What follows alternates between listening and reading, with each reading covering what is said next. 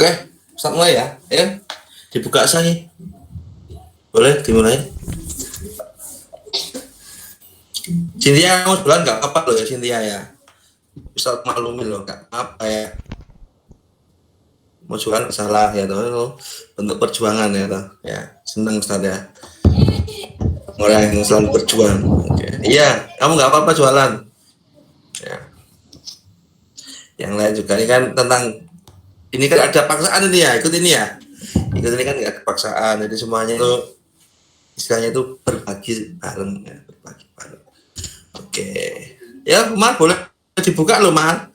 Aku siap iki. Langsung aja ya, ya. Ya dibuka sih langsung kayak pemanasan sih. Langsung dibuka, Ustaz. Maksudnya langsung dibuka. Oh iya, boleh. Oke. Baik. Bismillahirrahmanirrahim. Assalamualaikum warahmatullahi wabarakatuh. Waalaikumsalam warahmatullahi wabarakatuh. Direkam lagi, kayak ngerekam nih. Nah, lanjut.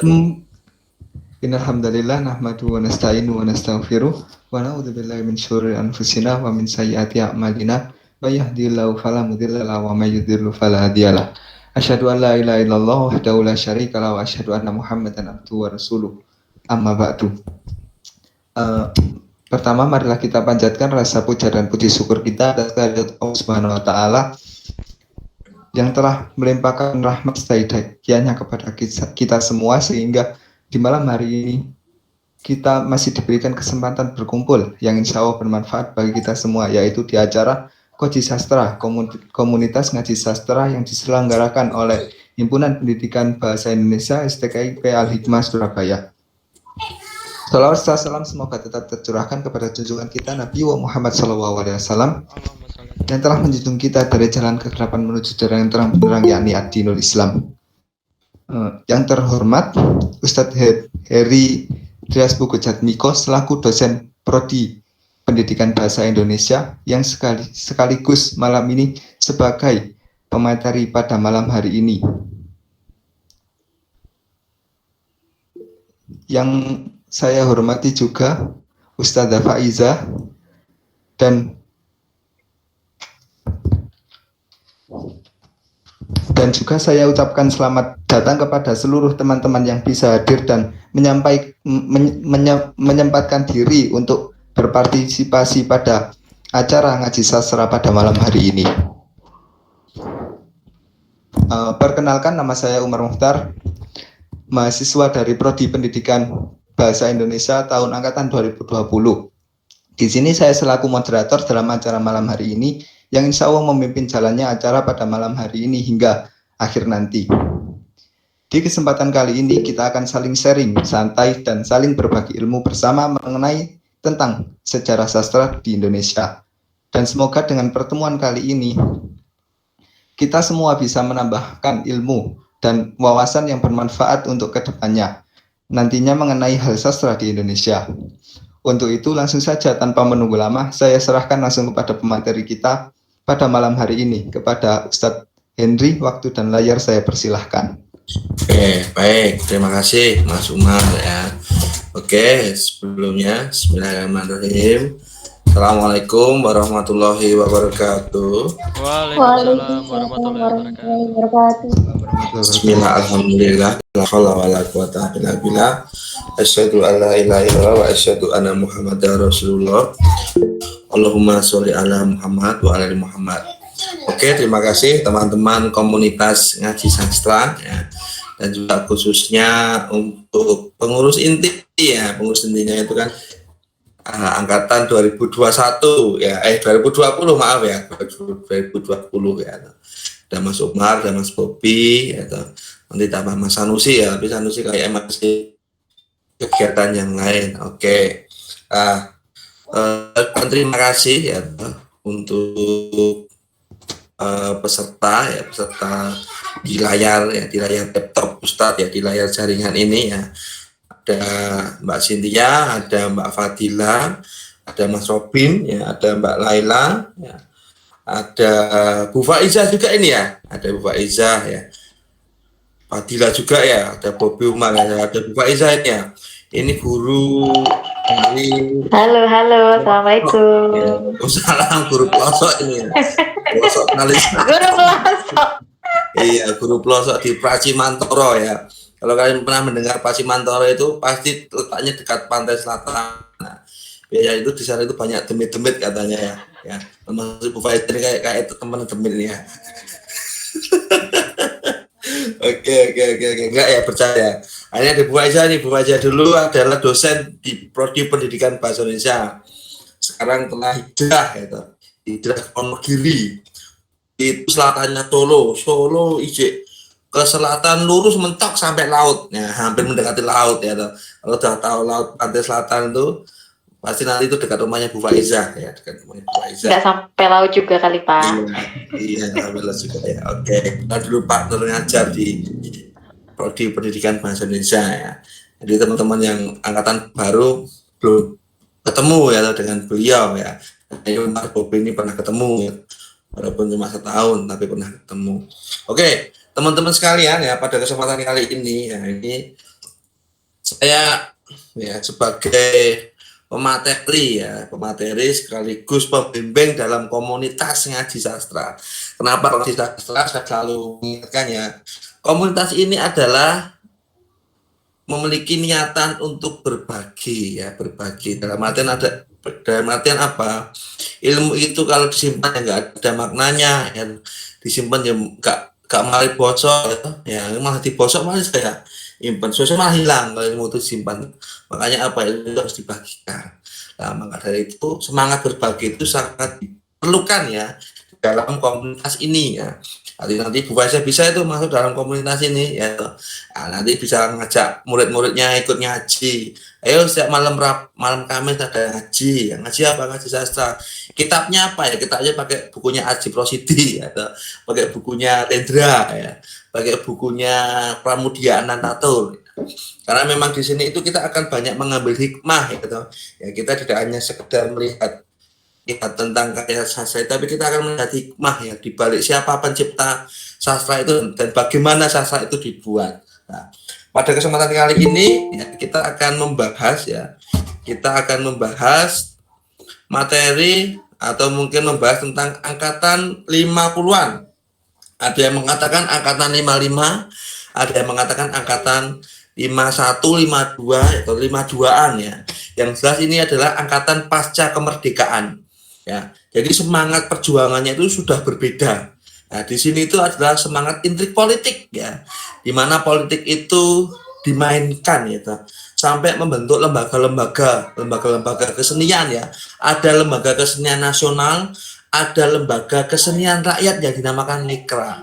Nah, di sini itu ideologi tentang kenegaraan itu muncul dan juga ideologi tentang perebutan kekuasaan itu juga mulai diperlihatkan ya, karena ada ideologi yang dikatakan ada Partai Komunis Indonesia ya, ada juga partai yang dikatakan Partai Islam ya, kemudian ada Partai Nasionalis. Nah, di sini itu muncul ya. Oke. Nah, teman-teman sekalian, pada kesempatan kali ini ya, Ustadz hanya ingin membahas ya, atau tidak sampai politik enggak, tapi hanya dari karya yang tercipta ya, saat angkatan 55 ini muncul ya. Oke. Izinkan Ustadz untuk membagikan layar ya, layar. Ini enggak ada yang rekam ini ya. Sudah saya rekam, Ustadz. Gimana rekamnya? Oh, enggak muncul ya? Rekamannya, Ustadz. Ini kok gininya nggak ada yang rekam. Oh, berbeda Ustadz dengan Zoom. Oh, jika Gimit tidak ada aplikasinya langsung, kita pakai aplikasi luar, eksternalnya. Oh gitu, ya sudah. Baik, Ustadz. Oke, sudah ya. Oke, saya lanjutkan ya. Nah, dieman ya kalau tidak ada rekamannya, yang direkam ini. Oke, ya teman-teman sekalian, Bu Faiza boleh ya nanti mau ya komunitas ini ya, karena komunitas ini adalah komunitas yang baik ya, semangat untuk berbagi. Oke, nah ini ya. Oke, jika kita belajar di angkatan 5-an ya, muncul ini ya, kita akan mengenal sosok gambar ini. Siapakah dia? Ada yang tahu? Siapakah dia? Siapakah dia? Ada yang tahu nih? Ayo nih yang angkatan 2020 nih. Ayo siapakah dia? Saya pura-pura nggak tahu dulu biar mahasiswa yang jawab. Oh iya, GG Bu Guru siap. Nah, ya. Saya juga nggak yakin Bu Guru bisa jawab juga. Oke, siapakah dia? Nggak usah rese. Saya Ustaz. Oke. Oh, nggak ada yang tahu ya? Oh, Saya Ustaz. Masya Allah. Saya Ustaz. Siapa? Siapa? WS Rendra Ustaz. Apa? Siapa? WS Rendra. Oke, WS Rendra. Oke. Kalau kita dulu ngomongin ya dari angkatan pertama ya Balai Pustaka, kemudian angkatan kedua 45 ya toh. Nah, angkatan 50-an ini yang meramaikan jagat sastra itu adalah para atau nama pemuda-pemuda dari Jawa Tengah, Jogja ya. Nah, kita kenal ya namanya WS Rendra. Oke. Nah, ini adalah WS Rendra ya. Nanti saya ceritakan singkat ya. WS Rendra ini kelahiran di Solo ya, kelahiran orang Solo. Bapaknya itu guru bahasa Indonesia ya. Kemudian ibunya itu penari serimpi di keraton ya. Jadi memang darah seni itu sudah mengalir di dalam diri Rendra ya. Nah, Rendra ini memang dari SMP, dari SMA ini bakat puisinya ya, bakat tentang kesenian itu sudah muncul ya. Oke, kita akan belajar perjalanan Rendra ya, tapi sebelumnya kita akan mengetahui dulu ya tuh, selain Rendra siapa saja sih yang tokoh-tokoh ya sastra di angkatan 50-an. Nah, oke ya. Di angkatan 50-an ya, periode sastra ini dimulai dari tahun 1950 sampai 1960. Nah, ya. Dari tahun 1950 sampai 1960. Nah, ini adalah perjalanan yang sangat panjang ya, yang cukup panjang bahasanya itu ya. Karena ini terasa sekali ya intrik politik ya toh. Intrik politik karena beberapa orang itu banyak menggunakan seni sebagai alat politik ya. Seperti halnya Lekra ya, lembaga nasional, lembaga kesenian nasional ya. Lekra itu bahasanya itu lebih condong pada orang-orang yang menganut paham komunis ya, Lekra itu ya. Nah, kalau nasional itu lebih kepada ke negara ya, lebih ke nasionalis. Nah, oke. Dan ini cukup menarik lah. Nah, sastrawan yang menarik karirnya dengan ini adalah seperti Sapardi Djoko Damono yang kemarin sudah meninggal dunia, N. Hadini yang sudah juga meninggal dunia, Budi Dharma yang kemarin baru saja ya beberapa sebulan yang lalu ya toh yang meninggal dunia, Taufik Ismail ya toh, orang Jawa Timur, orang Mojokerto ya, Umar Khayyam orang Ngawi ya tetap Jawa Tengah ya toh, Gunawan Muhammad ya saya lupa orang mana ini, WS Rendra, Adi Rosidi, Subagio Sastrowardoyo dan sebagainya. Oke. Ada yang tahu Sapardi asli mana? Asli Blora, Jawa Tengah. Tenani ta. Oh, yang saya ketahui Jawa Tengah, Ustaz. Jawa Tengah ya. Sapardi dari Solo ya. Nah, N. Hadini dari mana? Marang ya. Nah, ini tokoh-tokoh ini ya muncul ya, mulai bermunculan ya tahun 50 sampai 60-an ya toh. Ya Sapardi Djoko Damono ini puisinya itu sangat romantis ya toh, sangat romantis ya.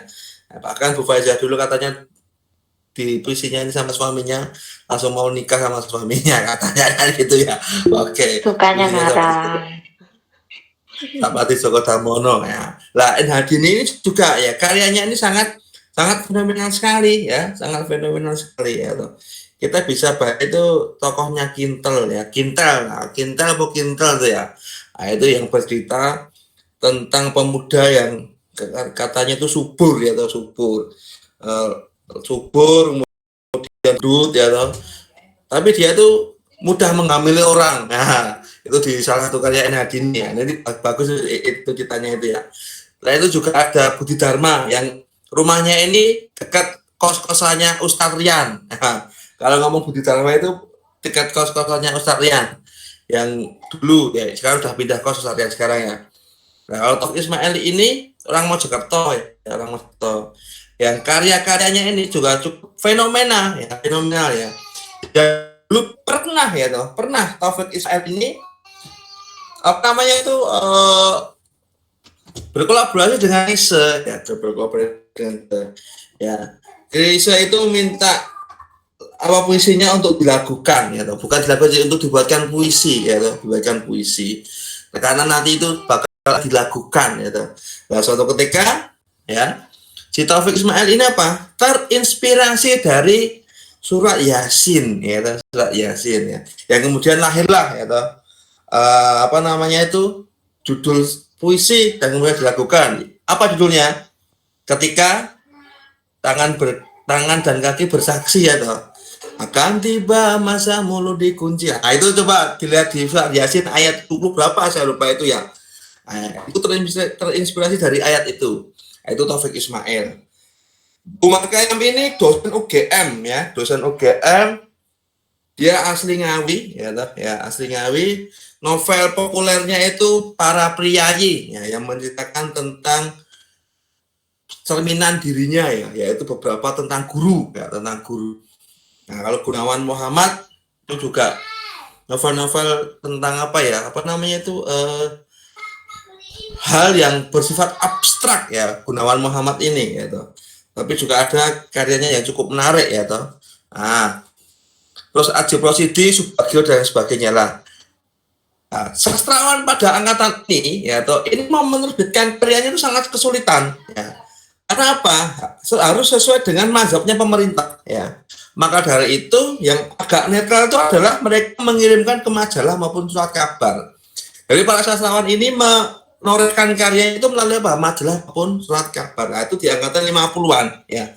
Di angkatan 50-an ya, karena apa namanya itu sudah mulai ada penerbit, termasuk penerbit yang dari pemerintah ya.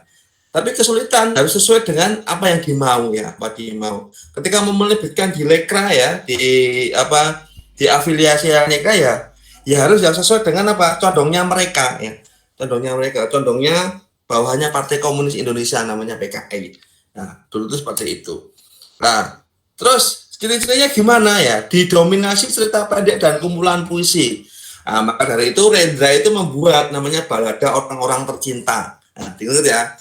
Balada Orang-orang Tercinta yang beberapa puisinya nanti kita bahas di sini ya. Balada Orang-orang Tercinta.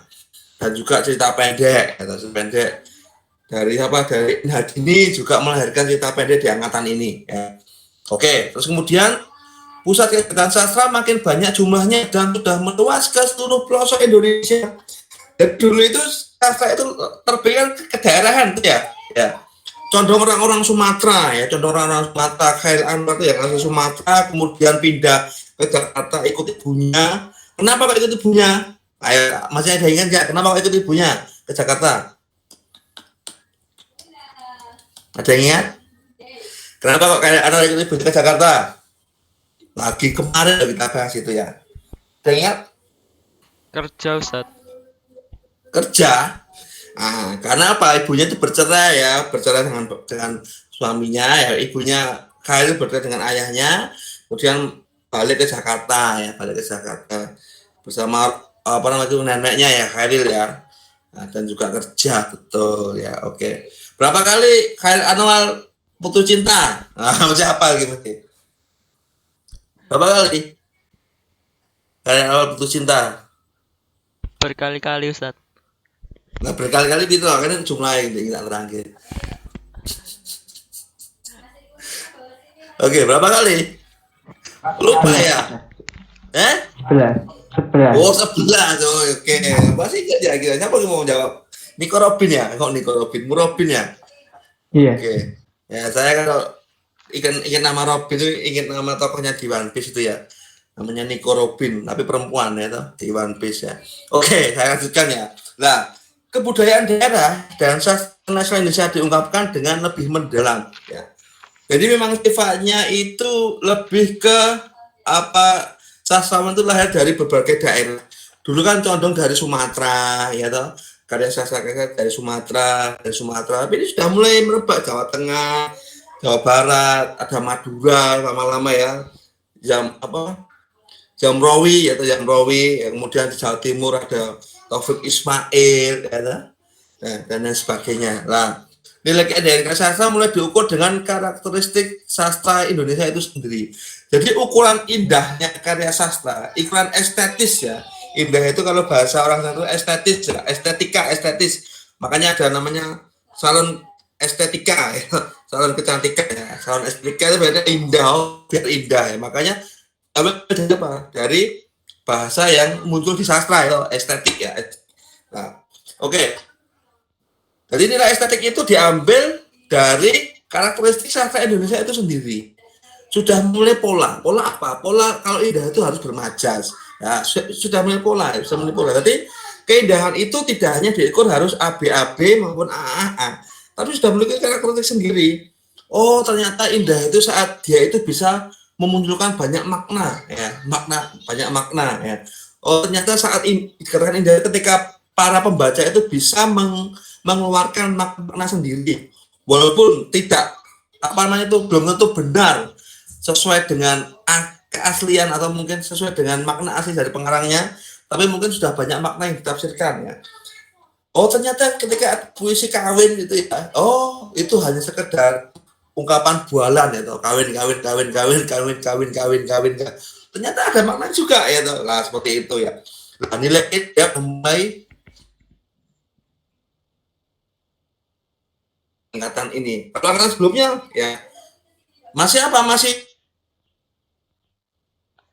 bercampur dengan nuansa syarat atau pakem ya, pakem sastra. Harus syair itu harus a, pantun itu harus a, b, ada hitungannya itu. Setiap satu baris berapa suku kata dan sebagainya. Tapi di angkatan ini sudah mulai ada ukurannya sendiri menurut patokan sastra Indonesia. Jadi dikatakan sastra Indonesia itu ya mulai angkatan 50-an ini sudah mulai bisa berdiri gagah kokoh ya tentang keilmuan sastra Indonesia. Nah, oke. Ya. Kita mulai masuk pada tokoh yang dikatakan populer ya. Angkatan 50-an ya, yaitu siapa? Willy Brodus Surendra Broto. Willy Brodus, jadi panggilannya Willy ya, panggilan itu Willy. Nah, makanya dikatakan W.S. Rendra karena Surendra. Ya, dikatakan W.S. Rendra ya. Oke, dia itu kelahiran Solo ya. Pada tanggal 7 November lah dia mau ulang tahun ini. Pasti nanti saat ulang tahunnya pasti ada perayaan, ada acara. Ya, pasti ada acara. Ya, siapa yang mengacarakan ya? Teman-temannya Rendra. Takun, kemudian Siko Sumbari ya toh. Ngarang puisinya kawin-kawin itu ya toh. Terus kemudian ada dulu siapa itu juga ikut ya Putu Wijaya, tapi Putu Wijaya kayak masih sakit kayak ya. Dulu itu sempat dikatakan sakit ya Putu Wijaya ya dan lain sebagainya. Nah, ini karena dulu itu saat kematian Rendra itu semua orang pada datang ya, teman-teman sekali, semua orang pada datang dan mendoakan ya. Rendra ini lahir seorang Nasrani ya, seorang beragama kalau nggak salah Katolik. Nah, tapi di akhir hayatnya dia disolatkan, dia seorang Muslim ya, dia seorang katanya itu ya sempat bimbingan dengan Cak Nun juga ya, dengan Cak Nun yang mendoakan saat di pemakaman itu Cak Nun, saat didoakan di rumah duka itu juga Cak Nun ya. Cak Nun ikut mendoakan ya, karena memang beliau adalah salah satu sahabatnya. Nah, ya jika dilihat dari orang tuanya kan nama-nama agak keberatan gimana gitu ya. Ya, R. Caprianus Sugeng Broto Atmojo ya, Raden Ayu Katrina ya, Ismadilah ya, bukan Fadilah loh ya, Ismadilah ya. Ini merupakan satu darah seni ya, bapaknya itu guru bahasa Indonesia di SMA ya. Kalau kalian pernah ke Solo ya, pernah kepenahan di barat mana itu ada namanya SMA Santo Yus. Di sana itu bapaknya Rendra bekerja sebagai guru bahasa Indonesia. Rendra juga sekolah di sana. Oke. Dan Rendra ini dikenal dengan apa? Burung merak ya toh. Si burung merak ya. Ya. Mengapa demikian ya? Karena memang itu ya toh kebebasan burung merak itu ya toh ya, tentang apa namanya itu ungkapan-ungkapannya Rendra itu terhadap kritik sosial, moral dan lain sebagainya itu sangat tajam ya. Nah, Rendra ini pernah belajar di Fakultas Sastra UGM tapi nggak tamat ya toh. Jangan ditiru ya. Kalian kuliah di STKIP nggak tamat ya, jangan ditiru ya toh. Nanti seperti Rendra ya, biar bisa ke American Academy of Dramatic Art ya, enggak juga lah ya toh. Ya diselesaikan ya. Karena Rendra ini kan sosok sastrawan ya, sosok seniman ya, memang bebas. Jadi seperti hanya kayak Anwar kemarin itu ya toh. Dia kerja ya menjadi karyawan tapi ternyata dibikin ternyata nggak bebas gitu. Dia keluar ya, dia memang totalitas ingin menjadi apa? Seorang seniman ya, penulis puisi ya toh. Ya, bahkan ekonominya ini tertutupi dengan apa? Dengan menulis puisi ya, yang dimuat di beberapa majalah ya, dengan hiburan seperti itu. Ya, setelah belajar di sastra UGM, kemudian beliau nggak tamat ya, bukan nggak tamat ya, memang tidak melanjutkan lagi, tapi langsung loncat ke American Academy of Drama ya, atau Dramatical Art ya, di sekolah kesenian drama ya di Amerika sana ya. Nah, sastra Rendra itu sudah dimulai terlihat ketika dia itu duduk di bangku SMP. Dia sudah mulai memainkan drama, membaca puisi, itu sudah nampak saat SMP itu ya. Dan bahkan debut pertama juaranya Rendra itu ya. Rendra itu saat apa namanya itu saat dia mendapat penghargaan ya dan hadiah pertama ya dari kantor wilayah Departemen Pendidikan dan Kebudayaan Jogja ya. Nah itu ya, dia mengangkat atau memainkan ya orang-orang di tikungan jalan. Drama pertama yang saat duduk SMA mendapat penghargaan. Nah, orang-orang di tikungan jalan, nanti cari sendiri ya. Seperti apa sih naskah ini? Nah, nanti coba dicari sendiri. Nah, Rendra ini kalau kita membahas Rendra ini sangat panjang karena memang perjalanannya itu sangat menarik ya toh. Bagaimana itu menemukan Tuhannya ya. Dari puisi-puisi yang lahir tahun 50-an adalah puisi-puisi yang banyak tercipta karena ruh rohani ya toh. Ya. Karena dia itu melafazkan seorang agama Nasrani ya toh. Ya, bahkan dalam satu puisinya itu sempat ada kata-kata seperti apa? Salib seperti itu ya, kemudian tentang Yesus seperti itu dulu itu ya. Tapi karena perjalanan religinya itu luar biasa ini ya, sampai mengubah hidupnya, kemudian dia itu apa namanya itu berpindah agama, bahasanya kalau bahasa kita itu adalah dia itu apa, menjadi seorang apa mu'alaf ya, mu'alaf. Nah, dan agama Islam itu didapatkan bukan karena dia itu bawaan dari lahir, beda dengan kita ini ya. Kita ini kan memang sudah dapat warisan dari orang tua ya, agamanya itu dari orang tua sudah sejak bayi dikenalkan Islam wes. Tapi Rendra ini melalui banyak perjalanan gitu. Melalui banyak perjalanan. Nanti kita akan bahas ya beberapa puisi Rendra tentang perjalanan Rendra. Oke, seperti itu ya. Puisinya sangat menarik sekali ya, sangat menarik.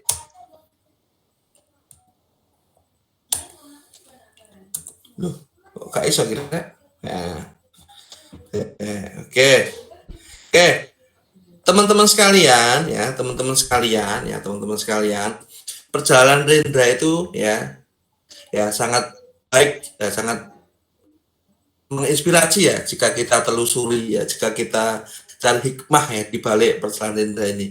Karena memang apa? Karena memang dia menemukan Tuhannya, menemukan Tuhannya itu dari pencarian yang luar biasa, dan baru menikmati tentang indahnya Islam ya, itu baru beberapa tahun sampai di akhir hayatnya ya, sempat suatu ketika itu ya ada satu cerita itu bahwasanya ketika Sutarji itu mengirimkan anggur kepada siapa? Kepada Rendra saat dia sakit, karena dia dirawat di rumah sakit jantung harapan Indonesia ya. Dikirimkan itu ya anggur buah kesukaannya, kemudian dipercita. Kemarin saya 2 kali ditemui oleh Dek Narti. Dek Narti itu adalah istri pertamanya yang saling sangat dicintai, dan bahkan sampai dibuatkan puisi ya, tentang Dek Narti ya, tentang Narti ya. Saya sempat ditemui oleh Dek Narti ya, dia sudah meninggal dunia ya, sampai 2 kali. Apakah aku juga akan menyusul Narti, bilang itu dia, termasuk Tarji gitu. Orang yang bingung ya, dia mengenai. Tapi betul ya, setelah dia ngomong seperti itu, beberapa minggu setelah itu dia tuh meninggal dunia. Ya, sudah kerasa ya. Ya, dia Sutarji ngirim buah gitu, tapi masih ditanya kau yang menunggu. Oke. Saya lanjutkan. Nah, ini ada Mas Thoyib ini ya. Ini ada Mas Thoyib. Oke, selamat datang Mas Thoyib. Share Mas Thoyib. Oke, saya lanjutkan nih ya, teman-teman sekalian ya. Nah. Oke. Apakah muncul? Muncul, Ustaz. Lah, dulu itu Rendra pernah mau grup teater. Tapi saya itu berhenti karena dia sekolah ke Amerika ya. Saat kembali, dia mendirikan lagi namanya apa? Bengkel Teater. Nah, itu di Jogja. Depok ya. Pindah di Depok sekarang tuh ya. Sekarang itu udah di Depok ya. Bengkel teaternya kan kalau kalian main ke Jawa Barat ya toh, itu ada bengkel teater lah. Bengkel teater itu menarik. Ya, bengkel teater itu ya yang di dalamnya itu ada banyak sastrawan yang di dalamnya itu ya. Banyak orang yang belajar tentang seni ya, tentang drama. Tapi di belakang bengkel teater itu ya, itu ada apa? Ada kebun untuk menghidupi teman-temannya yang ada di bengkel teater itu. Jadi memang orang yang di sini kan memang totalitas ya. Dia bekerjanya itu ya dari itu ya, dari seni yang dia ciptakan itu ya. Dari seni yang dia mainkan di panggung itu ya, di panggung itu. Nah, itu menarik ya kalau kita mau bengkel teater. Nanti di depannya itu berupa bengkel teater ya, bukan bengkel dalam artinya bengkel kayak showroom kayak mobil ya, kalau ya order direndah. Tapi memang betul-betul namanya bengkel teater. Di situ memang tempat untuk menempa orang-orang yang belajar tentang drama, tentang puisi, ya. Itu seperti itu. Ya, para aktivisnya yang ada di sana itu hidup dari apa? Dari kebun di belakang bengkel itu. Nah, di sana ya nek pohon, ya nek jagung, macam-macam. Memang sengaja membeli beberapa tanah ya, toh. Ya untuk itu. Nah, bengkel teater ini sangat terkenal di Indonesia dan memberi suasana baru dalam kehidupan teater di tanah air ya. Sampai sekarang bengkel teater masih berdiri dan menjadi basis kegiatan kesenian. Ya. Nah, salah satunya itu apa? Mereka itu juga tampilnya di mana? Taman Ismail Marzuki. Ya, kalau nggak salah itu di daerah Cikini, Jakarta. Ya, di daerah Cikini, Jakarta. Ya. Itu di Taman Ismail Marzuki. Ya. Pernah tuh Rendra itu ya, saat mau tampil dihentikan tuh. Ya. Saat mau tampil pentas, pembacaan puisi, memainkan drama, dihentikan oleh apa? Oleh aparat gitu ya. Dihentikan, nggak boleh tampil gitu.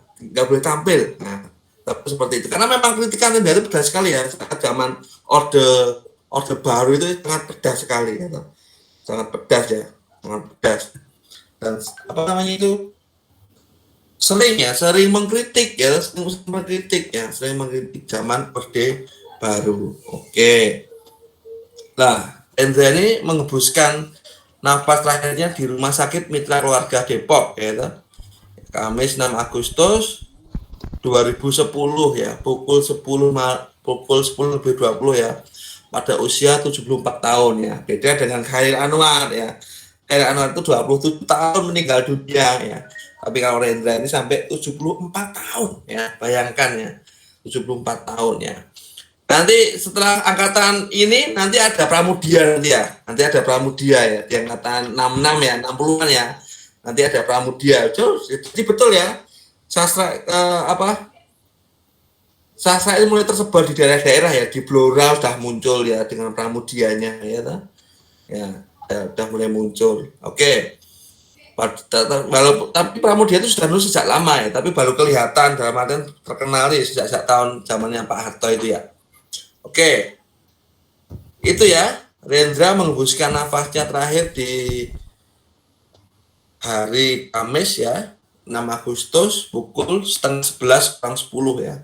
Pada usia 74 tahun lagi baru saja ini. Kalian umur berapa ini? Cynthia umur berapa Cynthia? Saat tahun 2010.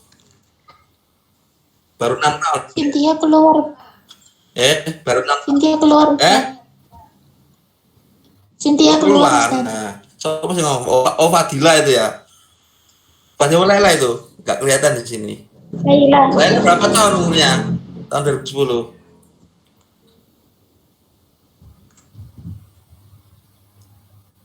5 tahun. Nah, 5 tahun ya. Ya, 5 tahun ya. Tadi cocok tanggal lahir. Oke. Ya, itu masih kecil ya. Ini 6 Agustus 2010 saya baru kuliah ini ya. Ini baru kuliah ini ya. Lagi asik-asiknya kuliah ini ya. 6 Agustus lagi asik-asiknya kuliah ya. Itu di usia 20 tahun itu ya. 20 tahun ya. Nah, saya lahir 90 ya. Itu 20 tahun. Kurang sedikit ya. 20 tahun kurang sedikit ya. Oke. Nah, gitu ya. Lah, budayawan MHN Najab memimpin doa dan penghormatan menjelang pemakaman. Ya, didoakan oleh ulama ini ya, oleh Cak Nur ini ya.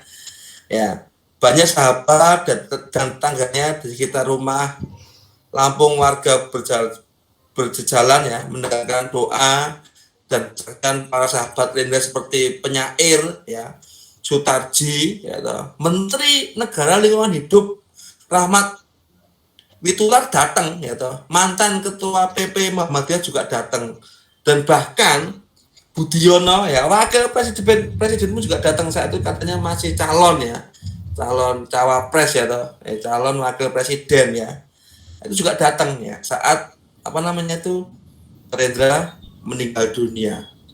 Lah, setelah sholat Jumat ya toh, sekitar pukul 2:30 jenazah Rendra kepikan di area bagian kawasan bengkel teater ini kebun dewe di makam ya.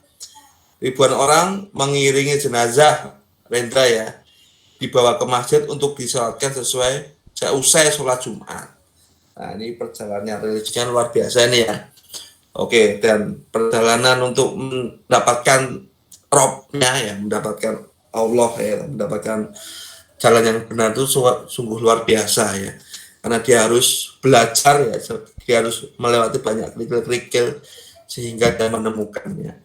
Pernah beredar di sebelum kematian Rendra, kalau nggak salah itu ya, saya lupa dulu carinya, beredar juga ya, sebelum menjelang kematian Rendra. Katanya kalau seorang apa namanya itu seniman itu, ya itu dia akan tahu gitu, kematiannya kapan datang itu dia sudah bahasanya apa ya, sudah memiliki intuisi ya, seperti teman-teman juga gitu ya, dia akan mati itu dia sudah memiliki intuisi, termasuk Rendra. Kalau Khail Anwar kan apa, dia kurang tertib dalam hidupnya ya dia perokok berat ya nggak pernah tidur malam ya, pemabuk dan sebagainya, kurang teratur hidupnya ya mau limo ya medok ya dan sebagainya ya, mabuk ya. Tapi necis ya dia. Kalau kayak Anwar itu kalau keluar rumah itu pantang bajunya itu tidak setrikaan atau belum disetrika harus setrikaan kalau nggak setrikaan nggak mau keluar pasti berminyak rambut dengan gayanya apa, sigrak pinggir bahasanya. Tapi kalau jadi bermacam-macam gondrong, yang fotonya Pak gondrong ada, pas tua pun juga gondrong ya, seperti itu. Kita akan membahas karya-karya W.S. Rendra. Oke, ada yang tahu karyanya Rendra apa saja? Ada yang tahu nggak ini karya yang pernah ditulis Rendra?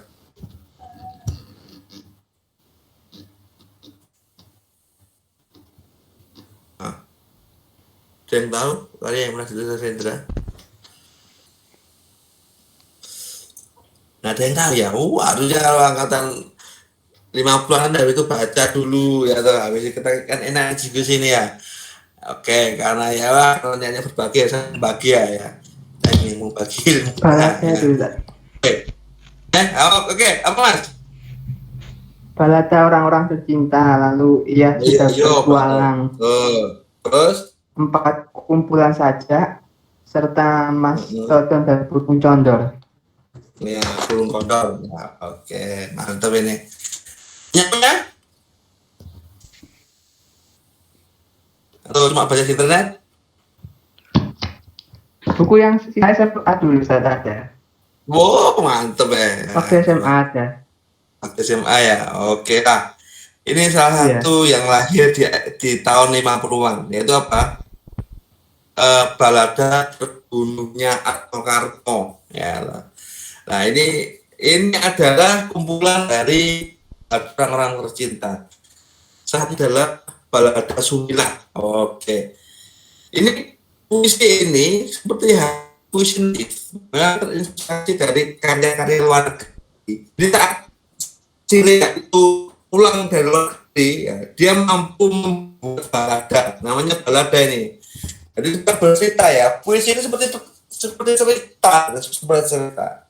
Nah, oke. Balada ini cukup menarik ya, karena di situ itu ada satu cerita sejarah ya, yaitu tentang perampokan ya, tentang perampokan. Ya.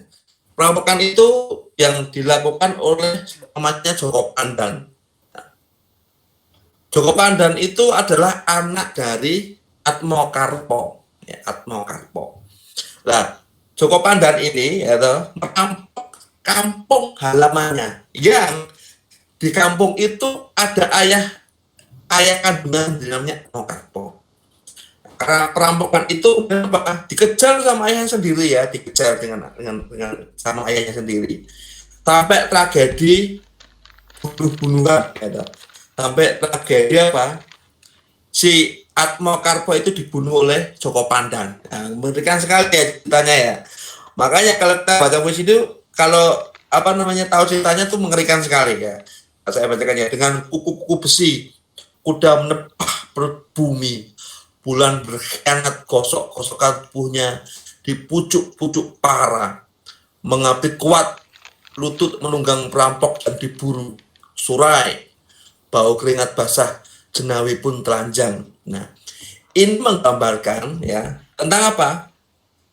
Tentang bentuk apa ya?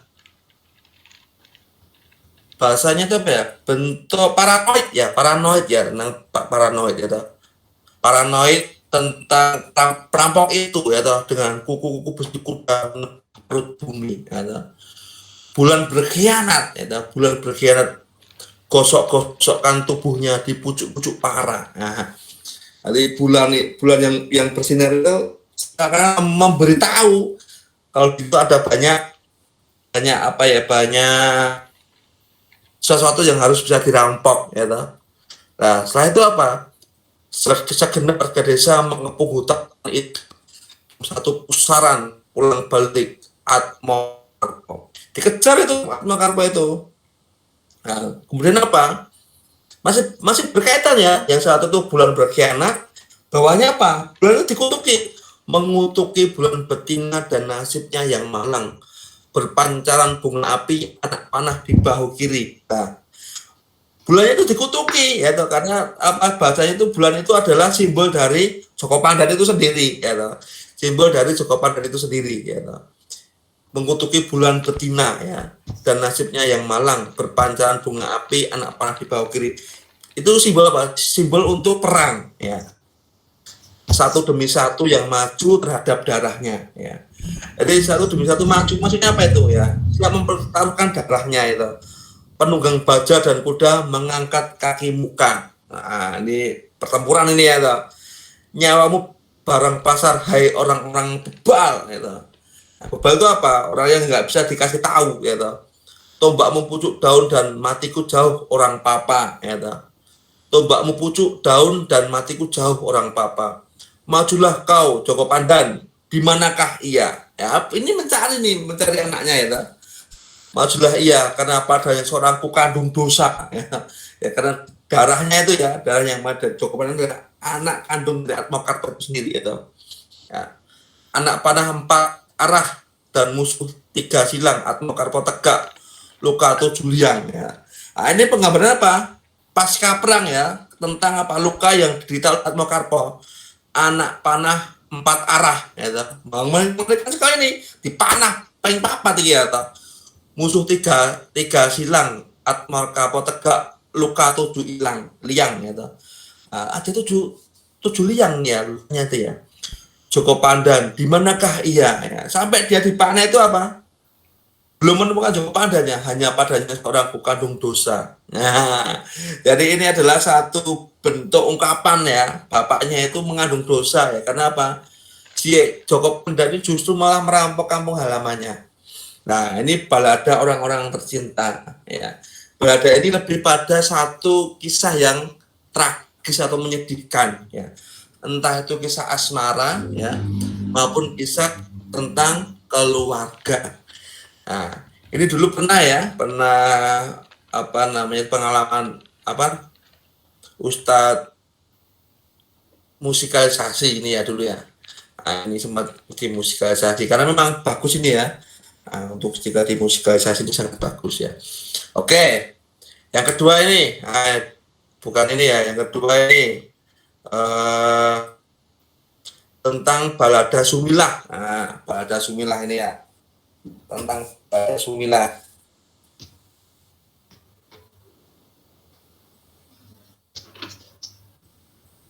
Nah, oke, tentang balada Sumilah ini. Ini mau saya pindahkan di PowerPoint tapi sangat panjang gitu. Nah, balada Sumilah ini juga tragis sekali ceritanya ini ya. Oke. Ceritanya ini adalah orang perawan ya yang dikepung oleh penjajah ya, dikepung oleh Londo. Nah, bisa dikatakan Londo, bisa dikatakan Jepang gitu. Nah, saat dikepung itu Sumilah ini mau diperkosa ya. Sumilah ini mau diperkosa. Mengapa kamu diperkosa ya? Karena dia itu cantik ya toh. Mau diperkosa oleh Belanda. Dia itu berlari-lari ya toh, terkoyak-koyak bajunya ya toh, terkoyak-koyak bajunya. Sampai dikatakan muntah bajunya itu muntah ya toh. Muntah itu adalah simbol badannya itu terlihat semuanya gitu ya. Nah, jadi itu mau proses diperkosa itu oleh siapa? Oleh penjajah ya, oleh Londo, bahasanya Londo ya. Sampai dia itu mengelilingi sumur, ya, mengelilingi sumur, dikejar-kejar, masuk rumah dikejar-kejar. Tapi akhirnya tidak berhasil ya, tidak berhasil. Saat kembali kepada masyarakat ya, itu dengan baju yang terkoyak ya, baju yang sobek-sobek ya. Kemudian di Sumilah ini kita sudah diperkosa ya, sudah diperkosa ya toh. Warga desa mengutuki ya toh, kamu terkutuk, kamu sudah diperkosa oleh Belanda ya toh. Ya. Tapi sebenarnya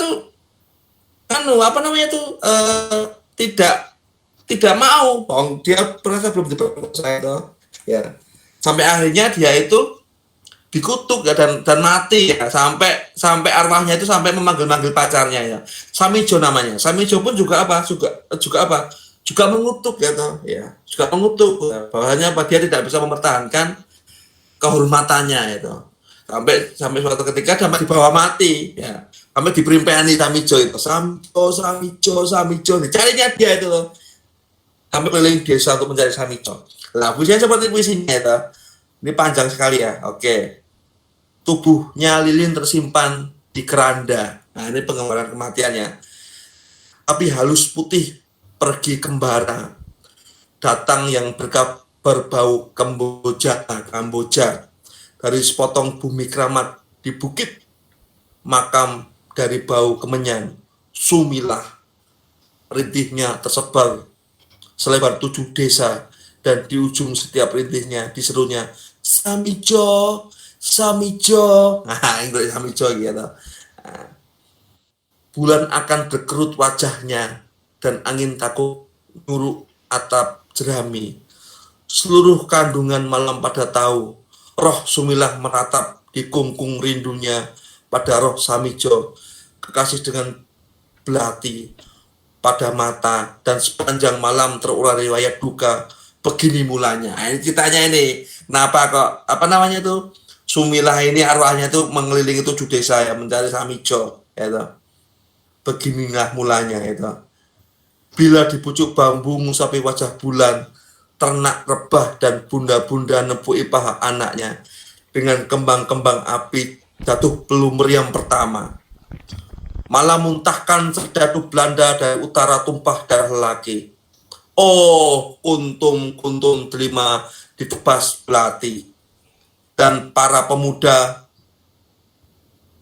bukan hutan jati, tertinggal gadis terbawa hijaunya warna sepi, demi hati berumahkan tanah ibu.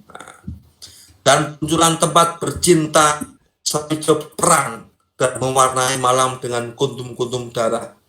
Perhitungan dimulai pada Mesio peluru ya, dan kerawang terkunci pintu jendela. Gadis-gadis tertinggal menaikkan kain dada, ngeri mengepung hidup hari-hari.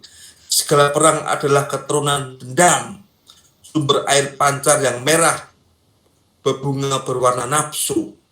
Dinginnya angin pucuk ekor, dinginnya mata baja, reruntuhlah semua merunduk. Bahasa dan kata adalah batu yang dungu. Nah, ini Rendra luar biasa ya, menggambarkan suatu suasana tentang peperangan ini ya, peperangan, dan juga tentang sunyinya ya, sunyinya perasaan seorang perempuan ya. Itu luar biasa nih, tidak semua orang bisa mengeluarkan kata-kata seperti ini loh ya. Ya. Maka satu demi satu meringkas rumah-rumah jadi abu, dan perawan-perawan menangisi malamnya tak ternilai, karena musuh tahu benar arti darah, memberi minum dari sumber tumpah ruah, nyawanya kijang diburu terengah-engah. Waktu siang mentari menyedap peluh, dengan bongkok berjalan nenek suci Hasan Ali di satu semak menggumpal daging perawan, maka diserunya bersama derasnya darah. Siapa kamu? Daku Sumilah, daku mengandung duka, mendukung duka. Belanda berbulu itu membongkar pintu ya. Dia Sumilah itu menceritakan saat bertemu dengan seorang nenek ya, nenek suci Hasan Ali namanya ya. Dikejar daku putar-putar sumur, tapi kukibas dia.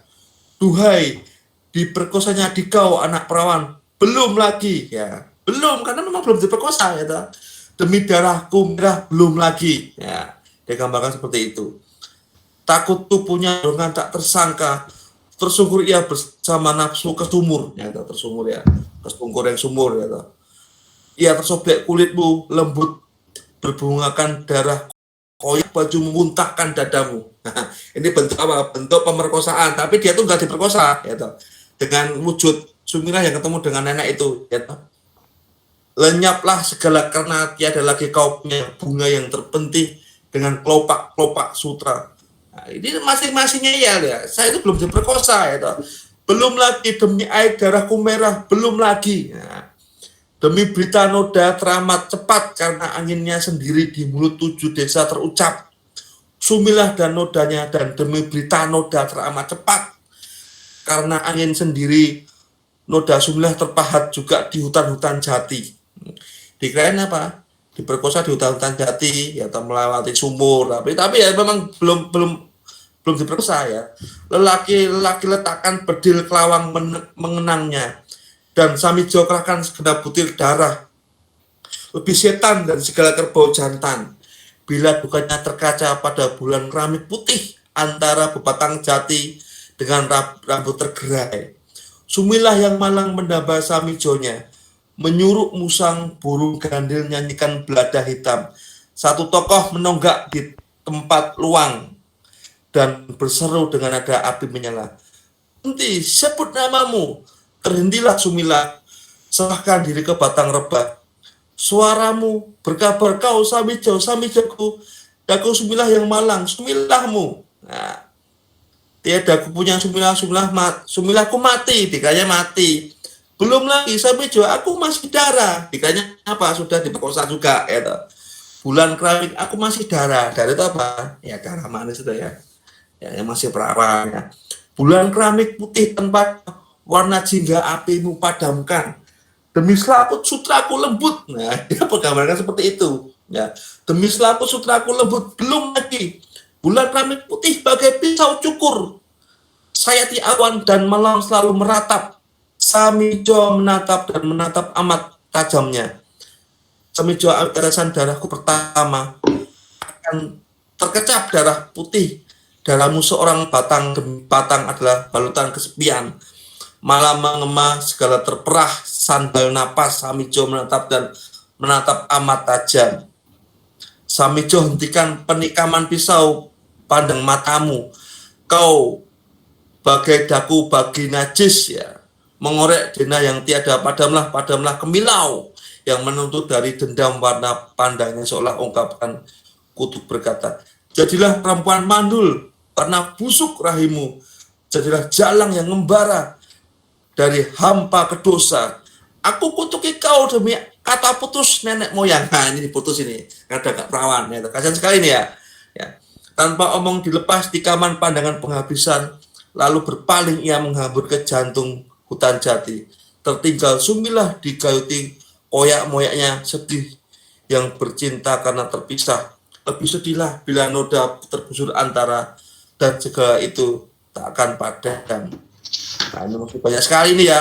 Nah, sampai suatu ketika saat pagi hari ya, kokok ayam jantan itu saja bukanlah tanda menang. Adalah ratap yang juga terbawa oleh kutilang karena warga desa jumpa mayat Samijo menemani guguran talok dengan tangis Belanda. Merataplah semua meratap. Ya. Jadi cerita ini ya, ini adalah diambil dari satu sejarah ya, pengalaman ya yang pernah tertulis ya. Dan katanya itu di desa itu ada hantu yang bergentayangan, namanya Sumilah itu ya, yang mengelilingi 7 desa mencari siapa? Samijo. Nah, itu kisah cinta yang diungkapkan ya, yang pernah diceritakan oleh Hendra melalui balada. Makanya apa? Balada orang-orang tercinta. Jadi ceritanya tentang kesedihan ya, tentang kesedihan. Pernah mendengar cerita ini teman-teman sekalian? Tentang balada Sumilah. Pernah mendengar belum ya? Belum, Ustaz. Belum ya? Oh, ada Sanusi nih ya. Nah, ini. Nanti kamu baca lagi ya. Kalian baca lagi berkaitan dengan balada Sumilah itu. Bagaimana Rendra itu menggambarkan metafora itu. Menggambarkan metafora, kemudian personifikasi itu luar biasa sekali itu Rendra itu ya. Tidak semua orang bisa menciptakan puisi seperti itu ya. Bahkan dikatakan balada pertama kalinya balada yang ada di Indonesia itu yang diciptakan oleh Rendra. Ya.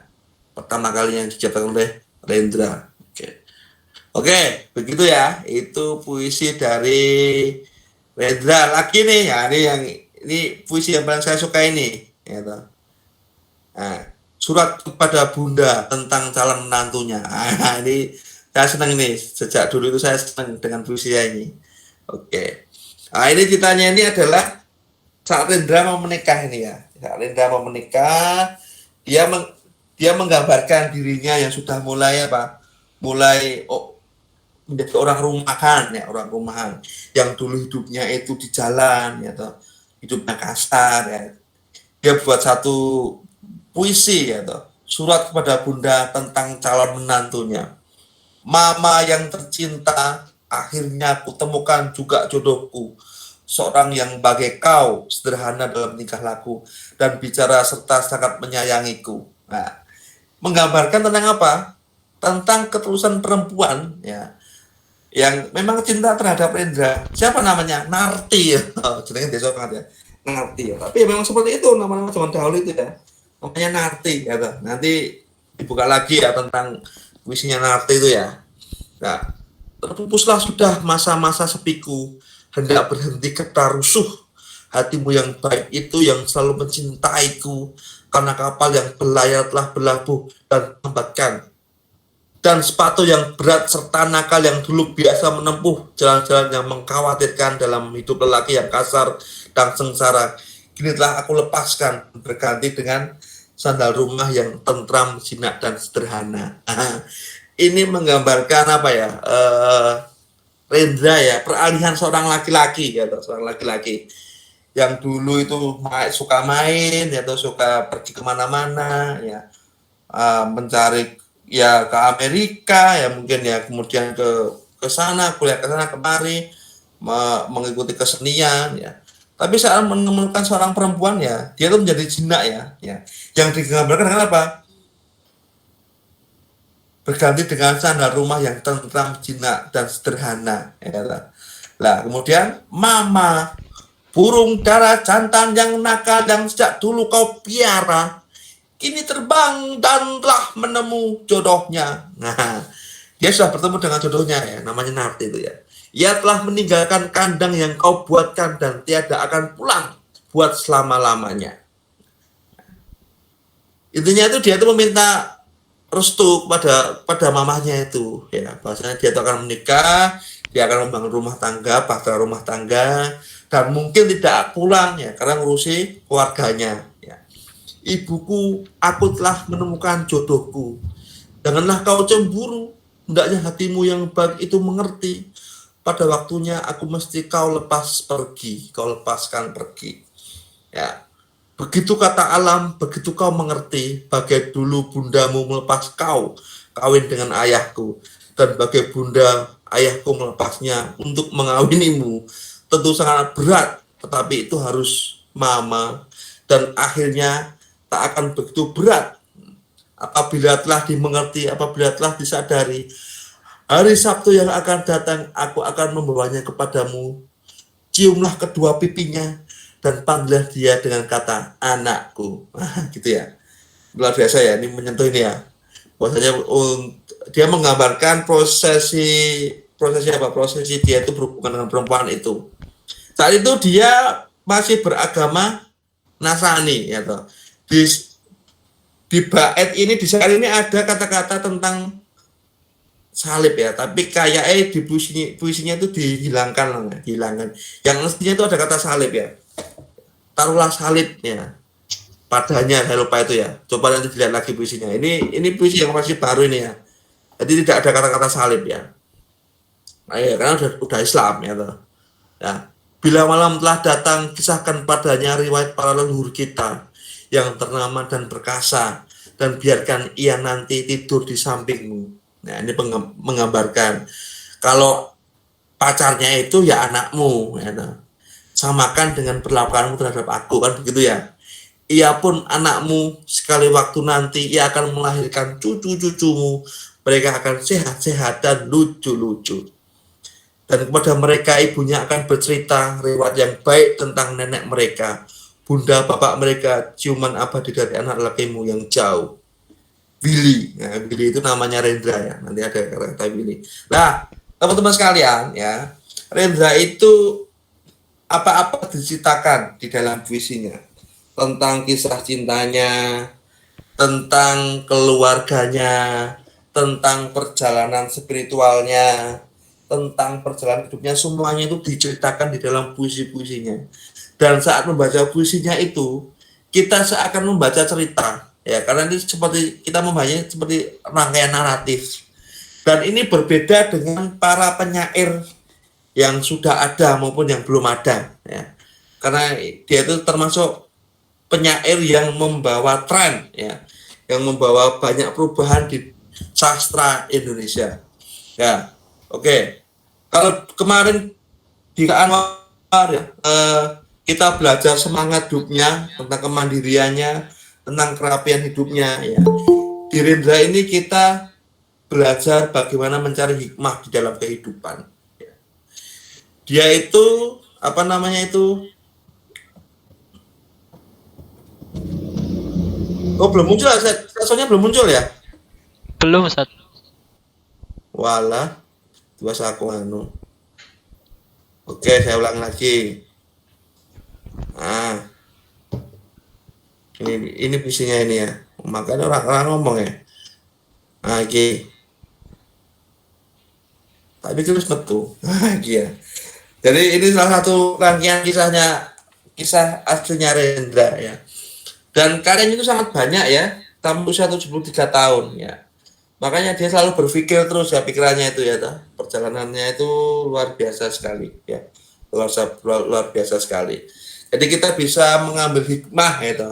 Lah, yang sangat menginspirasi lagi ternyata memang darah guru itu memang terdapat di dalam tubuh Rendra. Siapa guru tersebut? Bapaknya sendiri ya, yang menjadi guru bahasa Indonesia ya. Guru bahasa Indonesia di mana? Di SMA Yosef Solo ya, di daerah Solo ya. Kita kalau belajar Rendra ini kita akan belajar spiritualitasnya Rendra. Bagaimana dia bisa berubah jadi Islam ya toh. Dari yang maunya dari Katolik taat ya, Nasrani taat, kemudian menjadi Islam. Nah, sampai seperti itu ya.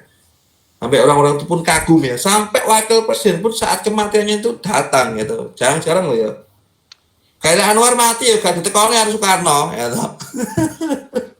Karena baru terkenal pada saat Kayak Anwar meninggal dunia. Tapi Rendra ini sangat spektakuler sekali ya. Cukup spektakuler ya, karena memang karyanya itu banyak merubah keilmuan di sastra Indonesia. Oke, ya.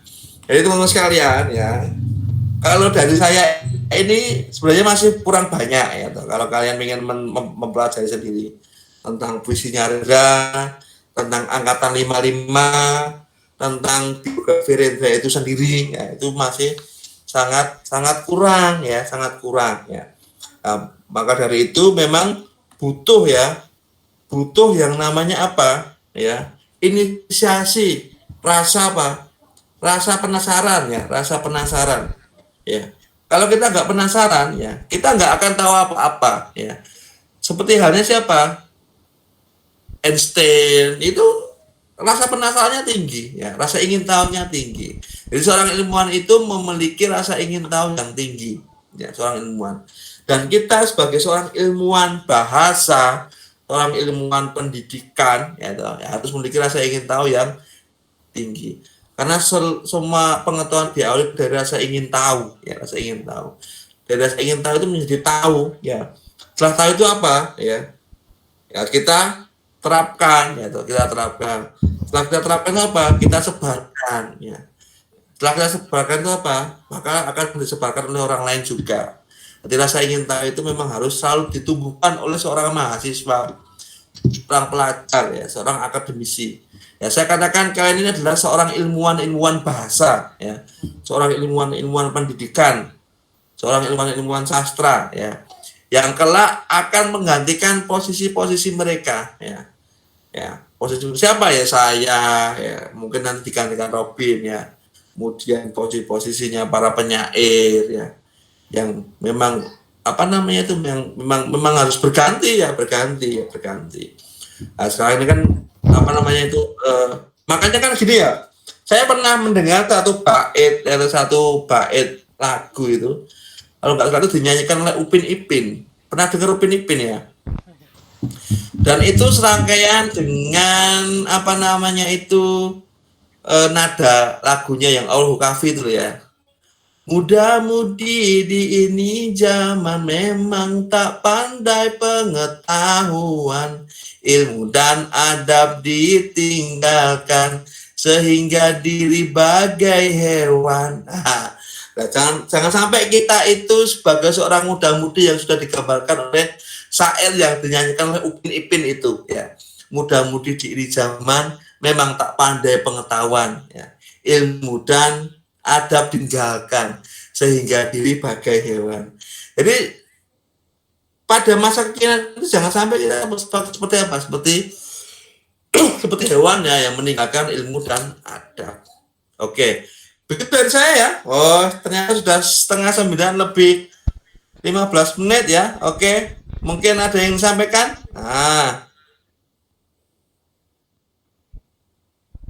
Oke. Ada yang sampaikan? Oke. Baik, kepada seluruh teman-teman mungkin ada tanggapan atau pertanyaan, silakan diajukan ya. Oke, boleh nih. Tempat. Oke. Sambil menunggu Bisa pertanyaan. sambil absen teman-teman. Oh iya, absen sih loh ya. Bukan aja boleh absen ya. Ini ada industri edukasi siapa ini? Penasaran saya. Channel YouTube saya. Industri edukasi. Siapa? Channel YouTube saya, Ustaz. Oh, channel YouTube-nya Mas Bobby. Oh, oke. Ya, oke. Jangan lupa presentasi dulu ya. Ya, oke. Oh, gitu. Oh, nggak ada, gitu aja ya, teman-teman sekalian. Nanti minggu depan kita ketemu dengan angkatan 66. Nanti kita ketemu sama Buya Hamka, ketemu dengan Pramudia. Ya tentunya harus dibaca ya Pramudia. Karyanya Pramudia, karyanya Buya Hamka ya. Kira saat diskusi itu juga nyambung ya. Oke, Sanusi gitu ya Sanusi ya. Oke, Sanusi sudah mulai bergabung ini. Sanusi. Oke, kamu cari Bu Faiza loh. Ya. Belum tugas katanya. Jagung rebusnya mana, Sanusi?